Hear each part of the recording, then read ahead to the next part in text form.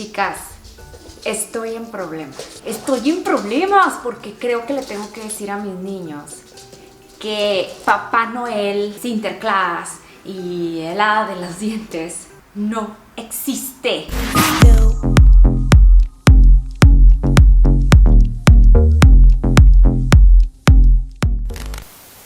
Bueno, como les había platicado en el capítulo anterior, yo abrí mi primer local, gracias al movimiento que yo tenía en la casa de mi mamá, porque ahí es donde empecé. Entonces, gracias a esto, abro mi primer local, un local chiquitito, pero que yo había decorado pues con mucho cariño y muy elegante según yo, porque inclusive tenía una fuente de este tamaño que estaba a la entrada, pero tenía una fuente. Entonces, lo que yo buscaba con mi salón era que la gente llegara a un salón que tuviera una muy buena imagen, a pesar de que era un salón pequeñito, que tuviera una buena imagen, que sintieran de decir, wow, tiene una super imagen y tiene una super preciosa.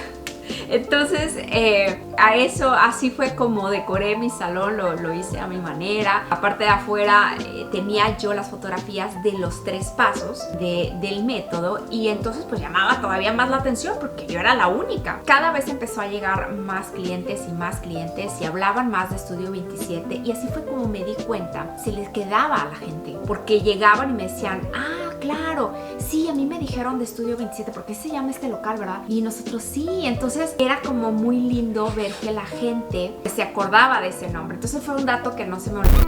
Sí, ya sé, a lo mejor me van a decir, ay, qué mala, no le quites la ilusión. Y no es eso, lo sufro de verdad mucho. Pero ahí les va, les voy a platicar.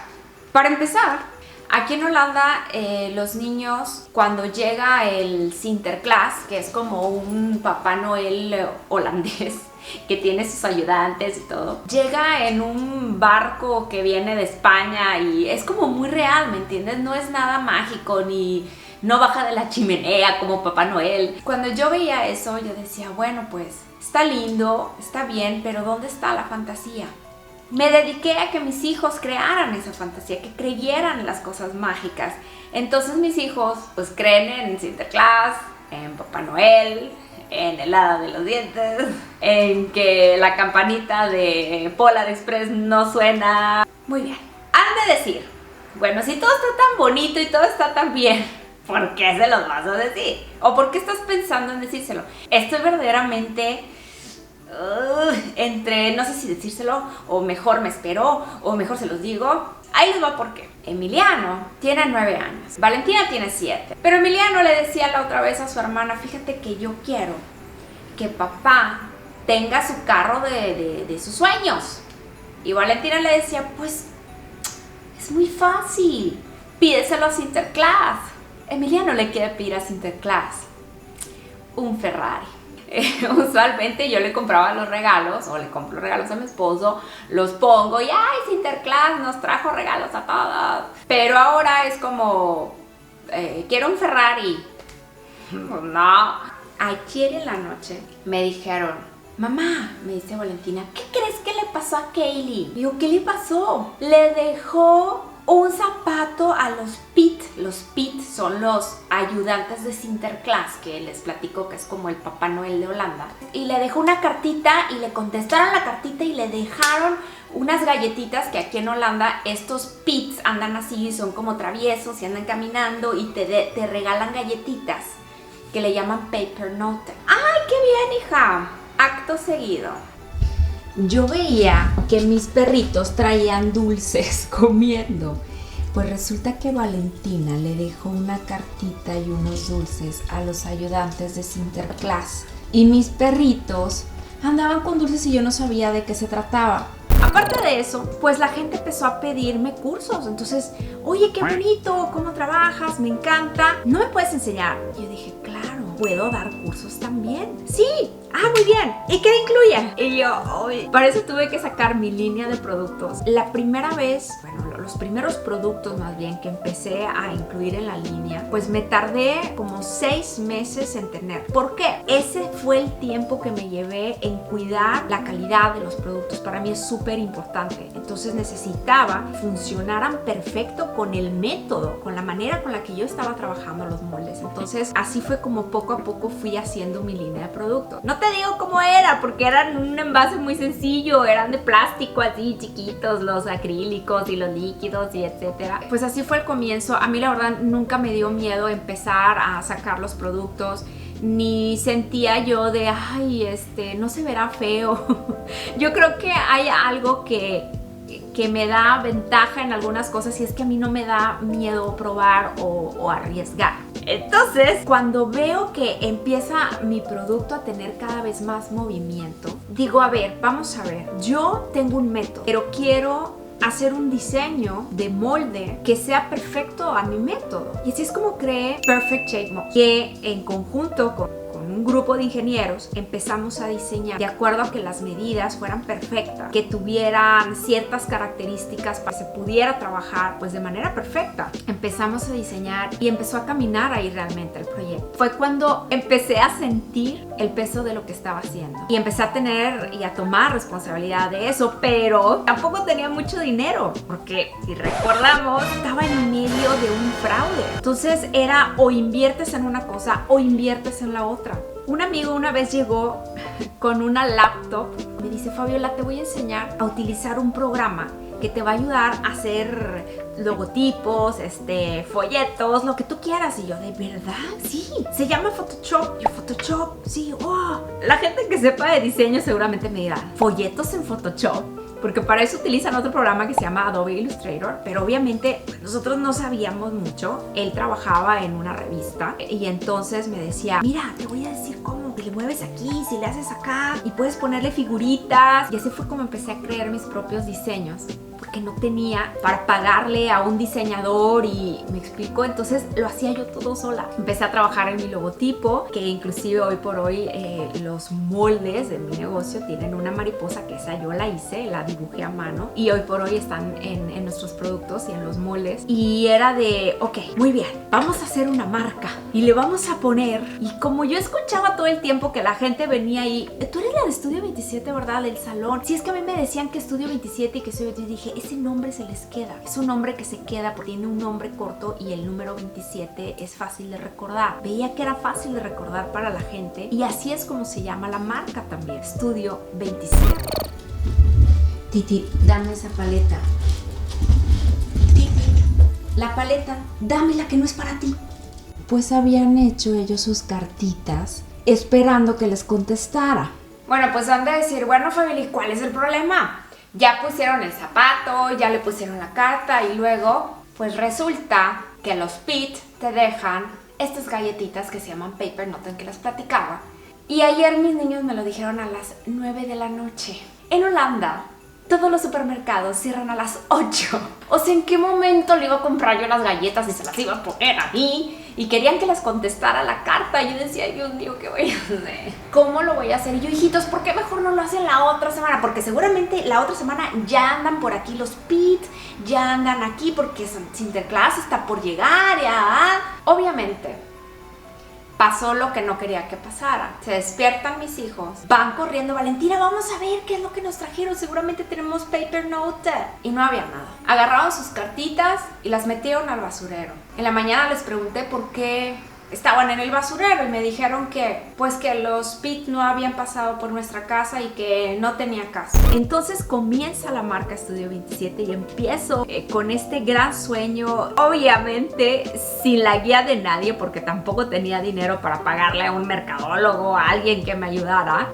Era así, con el dedo al aire, como yo me lo imaginara, y empecé a decir, muy bien, ok, ya está, vamos a salir en la tele. Sí, vamos a salir en la tele y nos ponemos las uñotas y les enseñamos los 3 pasos y vamos a tener un montón de clientes. O vamos a salir en el radio. Fíjate, en aquel entonces había un radio digital. Se hablan de hace 11 años. Ahorita ya tienes Spotify, etcétera, pero un radio digital cuando comenzaban apenas. Entonces también al radio y tratar de explicarles de qué se trataba el método y todo eso. Ferias de belleza. Empecé a estar en las ferias de belleza. Las marcas más reconocidas llegaban a tomarnos fotos, a hacernos videos, y empezó a a crecer. Más bien empezó a desarrollarse la marca. Ahí fue su nacimiento. Muchas veces cuando comienzas un proyecto piensas, claro, ya lo voy a comenzar y el otro año gano los millones. Y no sucede.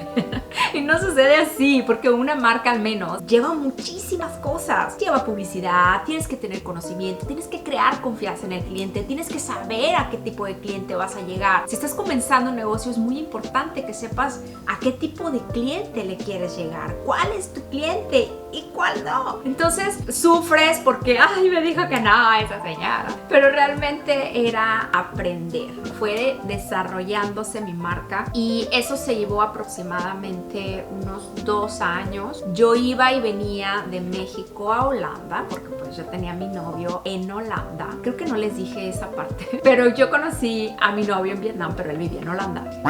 El caso es que yo viajaba de México a Holanda cada 3 meses. Iba a México, 3 meses Holanda, 3 meses México, 3 meses Holanda, 3 meses. Y me han de preguntar ¿y qué hacías? ¿Cómo manejabas el negocio? Pues empecé a crear un equipo de chicas que también, como yo no sabía mucho y no tenía mucho capital, pues era de, ¿necesitas trabajo? Te voy a enseñar a poner uñas y te voy a enseñar este método, mira. Y empecé a enseñarles mi método, empecé a capacitar a gente para que pudiéramos aplicar uñas, pero después era, wow, tienes que dar cursos. Entonces empecé a crear un método de enseñanza, es decir, aparte del método de aplicar las uñas, un método para poder enseñar este método y que fuera casi infalible, ¿no? Que realmente cualquier persona pudiera dar el curso y que tuviera resultado en cualquier persona que quisiera hacerlo y que quisiera trabajar después con este método de manera profesional. Entonces, cada paso que fui dando, pues eran necesidades que se tenían que ir cubriendo. Cuando estás comenzando un negocio, cuando estás dentro de un negocio, es muy importante escuchar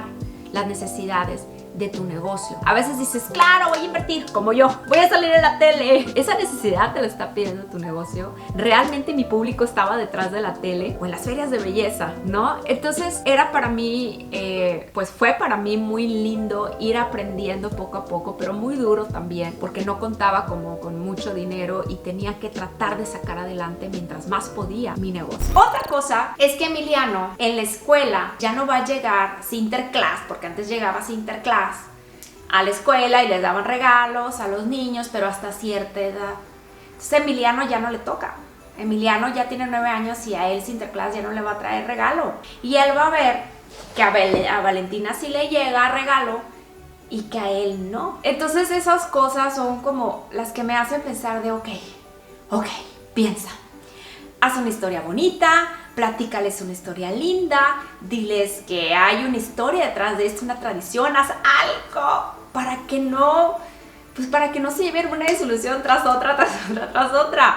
Por eso me pesa, por eso me duele, porque no sé cómo me duele ver que van a empezar a ver la vida de otra manera. O a lo mejor soy muy dramática y no es cierto. A lo mejor los niños dicen, ya sabía.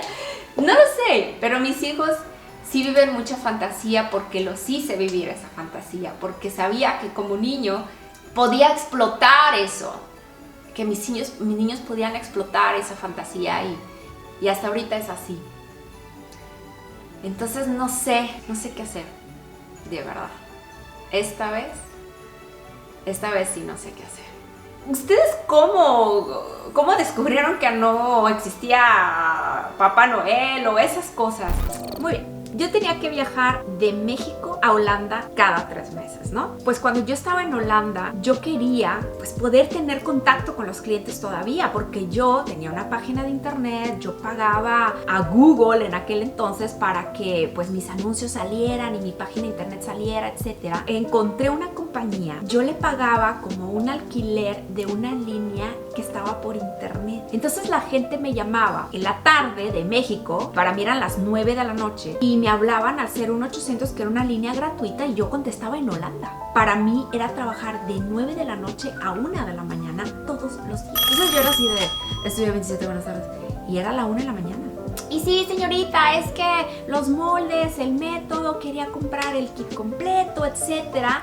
y era súper complicado tratar de seguir llevando ese ritmo. Lo hice lo más que pude hacerlo, pero también llega un momento donde la realidad alcanza tu sueño, porque en este lapso de tiempo quedé pues embarazada de mi primer bebé y obviamente lo que yo quería era convivir con mi esposo, estar con él, y él pues, también quería hacer su familia y que estuviéramos juntos, y tenía que dejarme. Intenté seguir trabajando de 9 de la noche a 1 o 2 de la mañana todos los días. Lo hice, y lo hice con todo el esfuerzo y con toda la fe que siempre le he tenido a mi proyecto, pero la realidad cansó mi sueño y me tocaba enfrentarla, aceptarla y hacerme responsable de ella. El equipo que yo tenía en México hacía también lo más que podía, pero obviamente yo que era la líder en esto, pues no estaba ahí. Y obviamente la motivación baja cuando tú no estás ahí. Obviamente las cosas no salen igual. Tuve que dejar Estudio 27 en México. Tuve que dejar mi proyecto para ser ama de casa en Holanda y enfrentar una nueva etapa en Holanda, enfrentar una nueva vida en Holanda. Y así fue como Estudio 27 tuvo esta pausa que me costó mucho, que me dolió mucho, que no sabía también qué iba a suceder después.